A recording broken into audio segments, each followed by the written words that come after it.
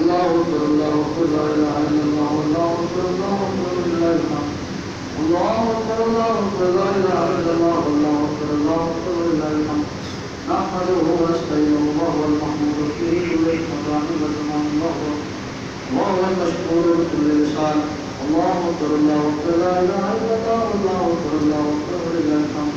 أشهد أن لا إله إلا الله وحده لا شريك له وأشهد أن محمدا عبده ورسوله اللهم صل وسلم على سيدنا محمد وعلى آل سيدنا أصحاب سيدنا ومولانا محمد وعلى آله وأصحابه أجمعين أيها الناس اتقوا الله فإن التقوى أساس الحسنات واعبدوا الله فإن العبادة رافعة للسيئات هل عرفتم فضائل شهر الصيام وهل أدركتم لما كتب عليكم الصيام في هذه الأيام يا صحابة لا تؤذكم أجله من الإكرام نزلا يا حسرة على رفيق شفيق قد دعانا مثل الوداع يا شهر طهارة القلوب يا شهر كفارة الذنوب الوداع يا شهر التراويح والتسابيح الفراق والفراق يا شهر التناديل والمسابيح يا معشر المسلمين إن في الله جزاء من كل مصيبة وخوفا من كل فائدة واعتصموا بحبل الله جميعا واستغفر الله إنه كان غفارا أعوذ بالله من الشيطان الرجيم بسم الله الرحمن الرحيم وبشر الذين آمنوا وبشر الصابرين الذين إذا أصابتهم مصيبة قالوا إنا لله وإنا إليه راجعون صدق الله العظيم بارك الله ولكم في القرآن الذي فرقنا وإياكم بالآيات التي إنه تعالى جواد كريم خلق كريم والروح كريم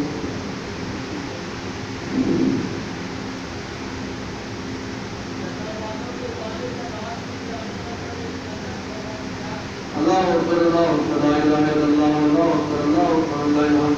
الله أكبر الله أكبر لا إله إلا الله الله أكبر الله أكبر لا إله الله أكبر الله أكبر لا إله إلا الله الله أكبر الله أكبر لا إله الله أكبر الله أكبر لا إله إلا الله الله أكبر الله أكبر لا إله الله أكبر الله أكبر لا إله إلا الله الله أكبر الله أكبر لا إله الله أكبر الله أكبر لا إله إلا الله الله أكبر الله أكبر لا إله الحمد لله الذي أمر بذكره وأشهد أن لا إله إلا الله مسلما بشكره ونشهد أن سيدنا ومولانا محمدا عبده ورسوله صلى الله عليه وآله وسلم أما بعد اعلموا أن الله أوجب لكم في هذا اليوم ركعة مع ستة تكبيرات وأوجب أداء صدقة الفطر على كل مسلم مسلم مكلف ذلك مقدار النصاب قادرا عن حوائج العصرية وإن كان مثل صيام عن الدار والعابد عن الثواب عن نفسه ومالكه وأولاده الصغار ولا عن زوجته ووالده وأولاده الكبار إلا استحسانا عن كل راس نصف صاع من بر أو دقيقها أو سميكها أو صاع من تمر أو شيء أو قيمة كل منها ومصارفها كمصارف الزكاة وأكثرهم قبل أدائها قبل البلوغ من المصلى قال الله تبارك وتعالى يريد الله بكم اليسر ولا يريد بكم العسر ولتكبروا العزة ولتكبروا الله على ما هداكم لعلكم تشكرون اللهم صل على سيدنا محمد وعلى آل سيدنا وأصحاب سيدنا ومولانا محمد وبارك وسلم عليه على زمان أصحاب الأمراء خصوصا على أجل صاحب وأسعد الفريق الخليفة الإسلامي أبي بكر الصديق رضي الله تعالى عنه